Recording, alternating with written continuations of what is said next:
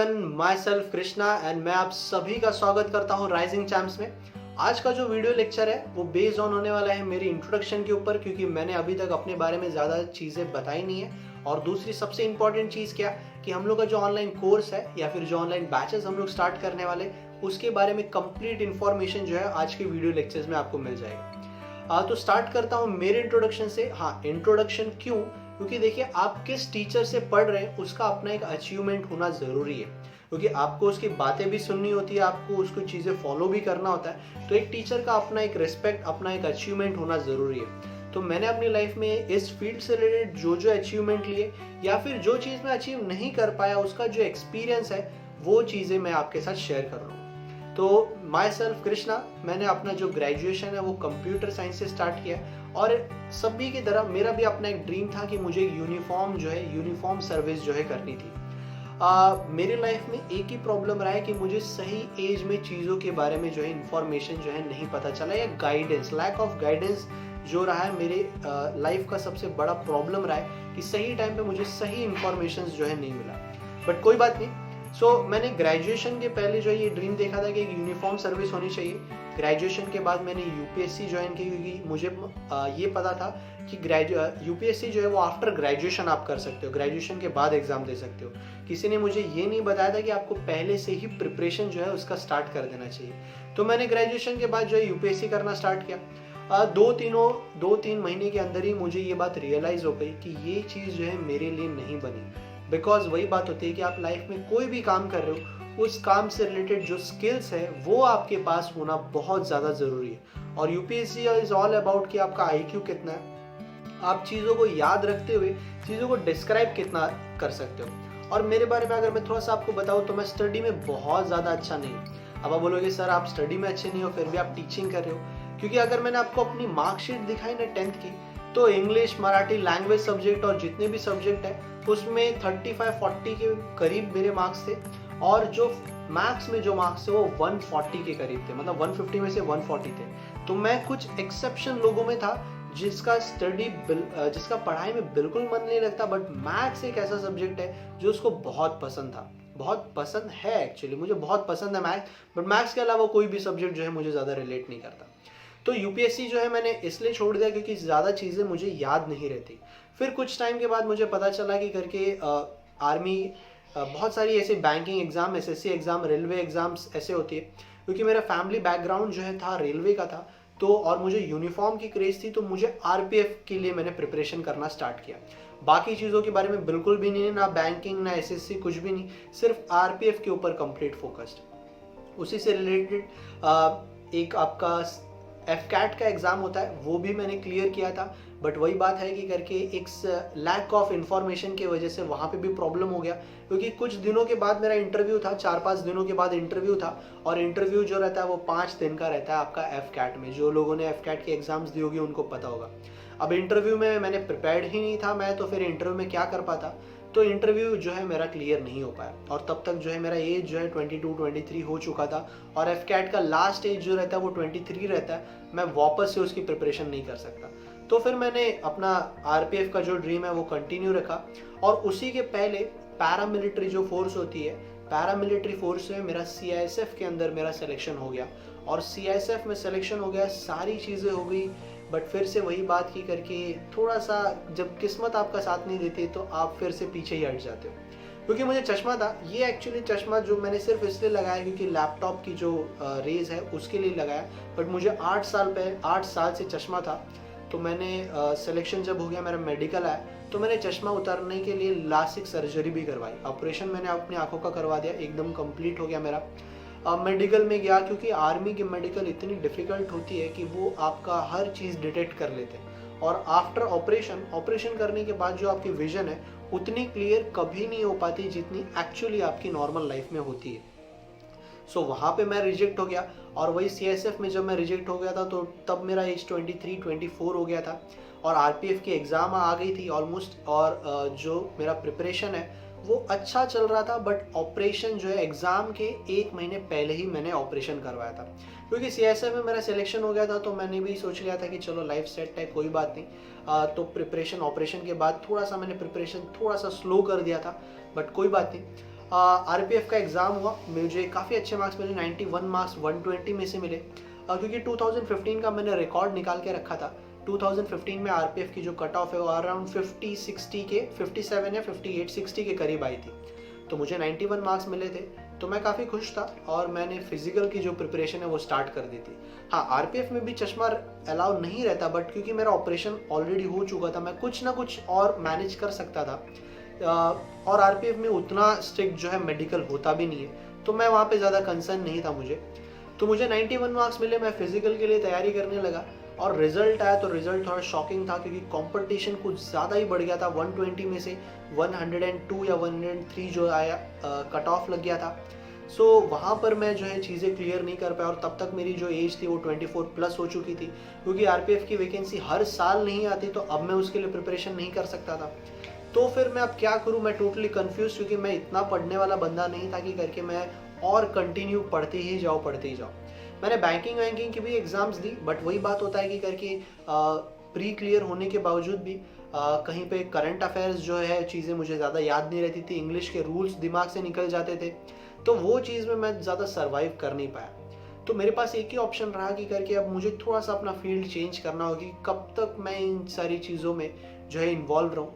तो क्योंकि मुझे पढ़ाना बहुत ज़्यादा पसंद था, और मैंने पहले भी 5th से लेके 10th तक के स्टूडेंट को ऑलरेडी मैंने टीचिंग की थी ग्रेजुएशन के टाइम पे। फिर ग्रेजुएशन कंप्लीट हुआ, तो जब मैं ये चीज़ों की प्रिपरेशन कर रहा था, तो 6 महीनों के बाद मैंने खुद इसकी थोड़ी सी टीचिंग भी शुरू कर दी थी। तो मैंने यही फील्ड में टीचिंग स्टार्ट किया और काफ़ी अच्छा मेरा कंटिन्यू होते रहा, मुझे काफ़ी पसंद आने लगा। तो मैंने सोच लिया कि अभी इसी फील्ड में जो है मैं टीचिंग अपना कंटिन्यू करूँगा, अपना लाइफ जो है, अपना करियर जो है, इसी में जो है मैं बिल्ड करूँगा। सो बैंकिंग एग्जाम्स की मैं प्रिपरेशन भी करवाता हूँ मैं, और क्यों करवाता हूँ, देखिए जो स्क्राइब होते हैं, जो हैंडीकैप स्टूडेंट है, मैं उनकी भी एग्जाम्स जो है देने के लिए जाता हूँ। और आप जानते हैं कि हैंडीकैप स्टूडेंट का जब कोई एग्जाम देने के लिए जाता है, तो हैंडीकैप स्टूडेंट कितना एग्जाम्स देता है और जो स्क्राइब है वो कितना एग्जाम्स देता है। तो उनके मैंने एग्जाम्स दिए, उनके जो है बैंकिंग एग्जाम्स क्लियर हुए, आरबीआई के, एसबीआई के। उनके एग्जाम्स कैसे क्लियर हो गए, क्योंकि वो इंग्लिश और जो है करंट अफेयर जो है याद करके आते थे, तो मुझे उसका ज़्यादा स्ट्रेस नहीं रहता था और मुझे टाइम काफ़ी मिल जाता था मैथ्स और रीजनिंग करने के लिए। तो उनकी एग्ज़ाम्स की प्रिपरेशन करते करते बैंकिंग, एसएससी, रेलवे, मैंने सभी चीज़ों की पढ़ाई जो है कवर कर ली, और फिर उसकी प्रिपरेशन जो है फुल फ्लेज में जो है मैंने करवाना स्टार्ट कर दिया। तो ये मेरा एक छोटा सा इंट्रोडक्शन है, अगर और जानना हो तो ज़रूर आप मुझसे पूछ सकते हैं। सो ओवरऑल मैंने एफकैट का एग्जाम क्लियर किया है, इंटरव्यू थोड़ा सा रह गया मेरा, पैरामिलिट्री फोर्स का एग्जाम क्लियर किया है जिसमें मेडिकल में चश्मे की वजह से मैं रिजेक्ट हो गया। आरपीएफ का एग्जाम्स ऑलमोस्ट क्लोज था, चलो ठीक है कोई बात नहीं, वो तो मैं क्लियर नहीं कर पाया, बट ऑलमोस्ट क्लोज था मैं। और एज अ स्क्राइब मैंने बैंकिंग के काफ़ी एग्जाम्स मैंने क्लियर किए। तो ये सभी एग्जाम्स के जो एक्सपीरियंस है, प्रिपरेशन का जो मेरा एक्सपीरियंस रहा है, और मैं टोटल 4 साल से टीचिंग कर रहा हूँ, 2017 सिंस दिसंबर 2017 से जो मैं टीचिंग कर रहा हूँ, ये जो 4 साल का एक्सपीरियंस है, मैं आपको ऑनलाइन लेक्चर्स में या फिर मेरे जो यूट्यूब के लेक्चर्स होते हैं उसमें मैं आपको शेयर करूँगा। तो बढ़ते हैं हम लोग नेक्स्ट पार्ट की तरफ, जो कि हम लोग का ऑनलाइन कोर्स या फिर ऑनलाइन जो लेक्चर्स है उसमें क्या क्या चीज़ें होने वाली है। तो सबसे इम्पॉर्टेंट बात और सबसे अच्छी बात आप लोग के लिए ये कि ऑनलाइन का जो कोर्स है वो सिर्फ 500 rupees, only 500 rupees per month होने वाला है। ठीक है, अब ये चीज़ देख के बहुत लोग ये भी सोच रहे होंगे कि सर सिर्फ 500 रुपीज़ पर मंथ, तो इसमें आप क्या क्या चीज़ें प्रोवाइड करोगे, सर आपका गुजारा कैसे होगा। तो उसकी चिंता बिल्कुल भी मत करिए, ये हम लोग का स्टार्टिंग बैचेस है, तो इसलिए जो है फीस हम लोगों ने थोड़ा सा कम रखा है, ताकि मैं थोड़ा सा बच्चे लोग मुझे जान पाए, मैं थोड़ा सा कम्युनिकेट कर पाऊँ। मैं भी ऑनलाइन में बहुत सारी चीज़ें सीखना चाहता हूँ, तो वो धीरे धीरे जो है मैं सीख सकता हूँ। तो क्या क्या चीज़ें होने वाली है, क्योंकि 500 रुपीज़ थोड़ा सा कम लगता है, तो क्या क्या चीज़ें मैं बस इतनी सी फीस में आपको प्रोवाइड करने वाला हूँ, वो मैं आपसे डिस्कस कर लेता हूँ। सबसे पहली चीज़, तो क्योंकि सारी चीज़ें मैं ही पढ़ाने वाला हूँ, तो दो मेजर सब्जेक्ट जो कि एक है आपका मैथ्स का और दूसरा है आपका रीजनिंग का। अब जितने भी बच्चे गवर्नमेंट एग्जाम्स की तैयारी कर रहे हैं या फिर एंट्रेंस एग्जाम्स की तैयारी कर रहे हैं, ये दो मेजर सब्जेक्ट हो जाते हैं। इसके अलावा इंग्लिश भी होता है, करंट अफेयर्स भी होता है, अलग अलग जगह पे अलग अलग रिक्वायरमेंट होती है, तो वो सारी चीज़ों की प्रिपरेशन मैं आपको गाइड कर सकता हूँ, बट उसकी प्रिपरेशन जो है वो मैं आपको नहीं करवाऊँगा। ठीक है, उसमें से ये वाला जो एक सब्जेक्ट है, इससे लोगों को थोड़ा सा डर भी लगता है, थोड़े से वीक भी होते हैं, बट उन स्टूडेंट को भी अगर एंट्रेंस एग्जाम क्लियर करना है किसी एग्जाम्स का, तो आप हमारा अगर यूट्यूब का वीडियोस देख रहे रहोगे तो मैंने उसके कंटेंट को ऐसे रखा है कि जो बहुत वीक से वीक स्टूडेंट है वो भी उसको अच्छे से कैच कर पाए, और जो भी डिफेंस के एग्जाम्स होते हैं, एसएससी के छोटे पोस्ट के एग्जाम्स होते हैं, वहाँ पर जब एग्ज़ाम बहुत इजी लेवल का होता है तो वो कंटेंट आप देखकर चीज़ों को इजीली क्रैक कर सकते हो। और उसमें मैंने डिफ़िकल्ट लेवल के क्वेश्चन भी रखे क्योंकि सेट ऑफ क्वेश्चंस जो है ज़्यादा है, तो वो काफ़ी अच्छा जो है कंटेंट मैंने तैयार किया है। तो 2 मेजर सब्जेक्ट हो गए आपके। टाइम ड्यूरेशन क्या होगा, तो मैं ज़रा ज़्यादा टाइम नहीं लूँगा, चीज़ों को थोड़ा सा फटाफट ख़त्म करने की कोशिश करता हूँ। तो टाइम ड्यूरेशन जो रहेगा वो 4 to 6 मंथ का रहेगा। 4 से 6 महीने में हम लोग जो कोई भी बैच है उसको ख़त्म करने की जो है कोशिश करेंगे। बैंकिंग हो, एसएससी हो, उन सभी का मैथ्स और रीजनिंग जो है वो आपका कवर कर दिया जाएगा।